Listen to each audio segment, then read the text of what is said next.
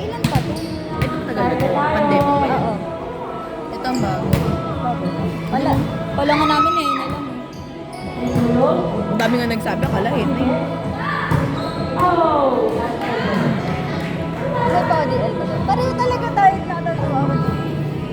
Oh, sige, matingin ng iyo. Sabi nag-usap kami ni Mami.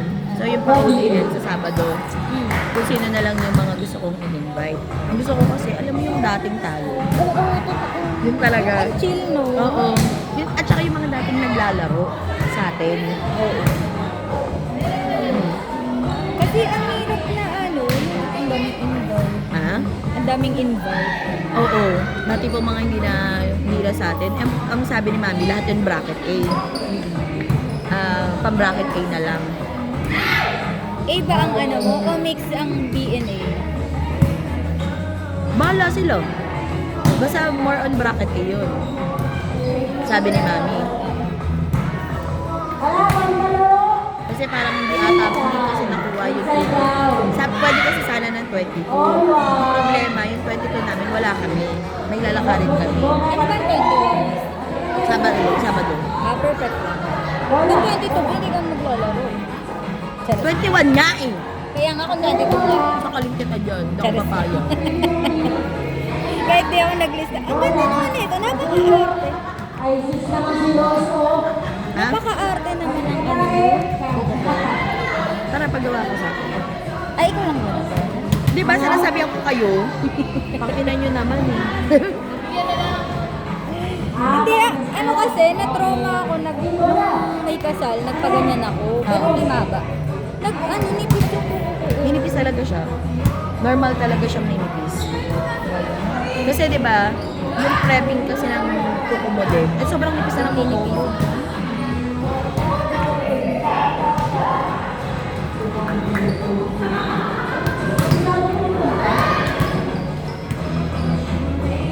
So, tuloy ng 21. Buffet yun. Ha? Buffet. Catering. Utang ina, yaman natin. Catering? Ilan ba yun?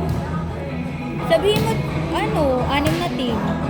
Hindi, 10 daw to 12. E di, 60. Bilhin mo package pa na catering 7. Ha? Catering lang. 7. Hindi nga pag-usapan pa namin ng asawa ko eh. Itinan mo yung budget mo. Oo. Ano ba, susunduin ka dito or Oo, susundin lang ako. ang ganda mo naman para sunduin mo? Sabi nga din nila, bakit pa daw ako magpapasundo? Kasi sayang nasa pamasahe. Oo nga. Eh, hindi ko kaya din. Hindi ko kaya bumiyahe mag-isa kasi di ba may anxiety pa. Okay. Sabi ko sa asawa ko, sundin mo na lang. Ang tagal pa ng biyahe. 10 to 11. Diba? Kung sana isang oras, kaya ko. Diretso yun. O may layover. Wala, dire-diretso na yan. Kailan siya uwi? Sa Sabado na din. Tapos ang flight mo? 29. Alam mo na sinabi ni ate nalungkot ako. Sino ate? Ni ate Kat. Ang tulog ba? Sabi niya, ikaw hindi si Joel. Sabi ko, bakit birthday niya? Hindi kasi alis siya. Sabi ko, hindi siya. Gaganalan ko talaga ako. Bakit? Ganun talaga. Kahit nga ako eh. Hindi ko pa nararamdaman actually. Oo, hindi pa. Hindi pa yan. talaga. Hindi pa yan. Parang ano pa lang, nung na-process nga yung visa ko, nung in-approve na ako, masaya ko. Pero parang bigla akong parang bigla nang, medyo pa lang. Kasi kahit yung asawa ko dati, nung paalis siya, nung na-approve siya, hindi ako nalungkot. Gagi. Masaya pa ako. Pero 1 week before, putang ina, iyak ako nang iyak sa kanya. Nagmamakaawa ako, sabi ko, wag ka nang umalis, hindi na ako magiging magastos. Buti na lang hindi nakaniwala yung asawa ko. Hindi, alam ko, kala namin ang husband mo ay seaman. Hindi, kala namin seaman kasi nasa ibang bansa. So sa Hawaii ay Citizen siya. Citizen talaga. Naging citizen na. Dito. Ano yan? Dito pa yun sa Pilipinas nakatira. Noong 2015 nung nagkakilala ko. Tapos, naging kami, pinakilala kami ng common friends. common ng co-workers namin. Tapos ayun, nagkakilala kami. Tapos 2017 siya nag-migrate. 17 lang. Oo. 2017. Tapos nagpa-citizen siya. 2023? Anong work niya doon? Bisor ng ng merchandising. Hindi mo component. Kung mayaman lang talaga ako, paampurin ko kayong lahat eh. Para hindi na ako malungkot dun sa Kunin mo na ako, be. Ayoko na dito. Ang hirap, no? Pero saan ka ba ngayon? Sa Fly Ace. Kung alam mo yung Jolly, yung Arla, and Borg. Oo, yun yung Arla. Jolly, Jolly Corn, Jolly Mushroom, something. Oo. So may discount ka sa Arla? May mga employee discount. Pero, alam mo yun, yung parang rejected ng mall. Kunwari, yung pilas yung... Ay, yung onting-onting Oo, lang. yung madungis ng si Doña Elena. Oo. Yung olive oil na. Yun yung may mga discount sa akin. Kasi paborito ni Yani yun. Alin? Arla cream cheese. Cream cheese. Cream cheese in-orderan tsaka, kita. cream cheese tsaka yung yun? Mozzarella. Kaka-ES lang nung mozzarella. Ang mahal. Ano ba? Oo nga, Tapos mahal. isang case, pag frozen tsaka cheese, Malaki. kailangan yung isang box. Sa isang box, 6 na pack. Yung mga binibenta na sa mall, pack per pack yun. Pero ang benta sa amin kasi pag per piece, per case. Kaya minsan, order tayo ng dito. Hati-hati. Mahal kasi 4K isang case. Oo.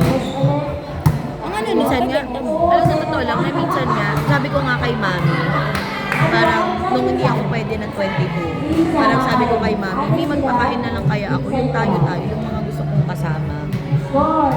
Magpakain na lang. Eh sabi ni mami, tawag dito, sabi ni mami, ikaw ba ano bang gusto mo? Pero kasi gusto ko ding magpalaro. Kaya yan. Sa June, ulis na. Parang pag may mga event. Wala nang maingay.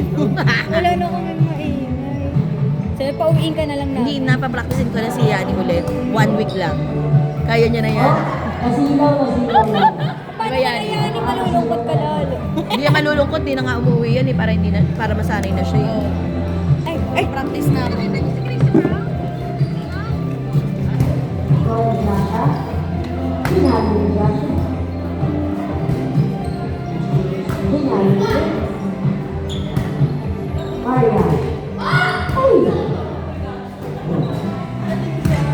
Isa pa.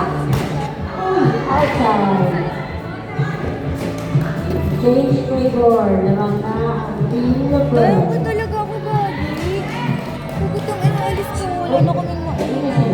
Kaya mag-video call ako, tapos doon ako mag-iingay sa video call. Huwag na, i-block na lang kita. All night. Ayoko na. Bye-bye. Ingat kayo. Hindi ko nga alam kung nasabi ko kay Claire mamaya papunta na siya.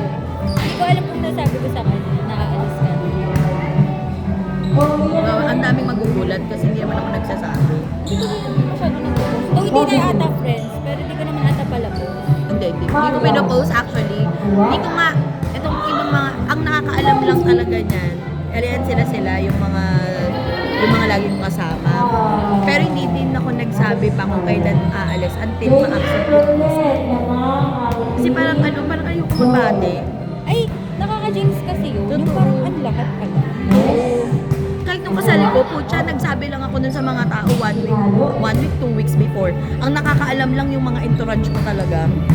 As in. Pero tanong mo ilan yung tahan mo. 24? 24 babae lalaki. Wala pa yung mga ninong at ninang ah. Diba? Hindi po. Yung entourage siya, 50 na. 50 na yung kasama. Kaya, gugagi. Kaya nga sabi ko sa'yo, hindi intimate yun. Oo. Lukuhin mo yung intimate. Ito, ganito sila kadami. Nagago. Eh di sa likod nakatulog ka na nun. Saan? Bago ka pumalok, nakatulog ka na. Bago siya malumapad mo. Not over. Facebook ba to? Ha? Valerie. Facebook.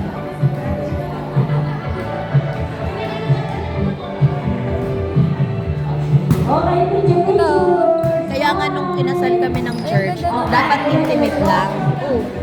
Pucha, ano, naging ano siya, naging parang bonggang kasal. Kasi yung church wedding namin, umaga, sobrang aga, like 8 a.m. Sobrang aga talaga. Ano oras ba kasal mo? Dalawa. Isang 8 a.m. sa church, tapos isang 4 p.m. 5 p.m. ng garden. Ba't dalawa? Kasi nga hindi kasi makakarating yung iba, sobrang aga kasi. Hindi dapat nga inano mo na lang eh. Inisang ano mo na, wedding. Kasi parang ang hirap ng 8. Parang adi anong oras ko gising? Alas 2, alas 3. Inaayusan na lang.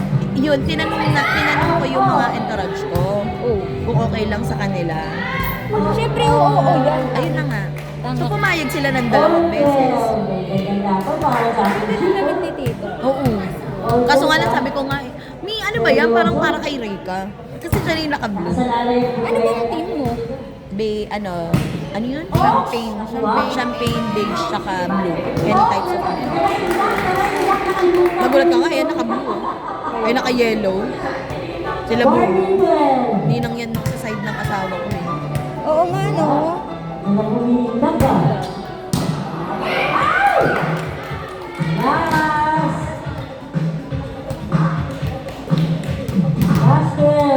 Ayan, yan yung grupong nagpakilala sa amin. Ito yung common friend ni Tito. Oo. Ito talaga yan. Ayan, mataba. Okay. Nara yun.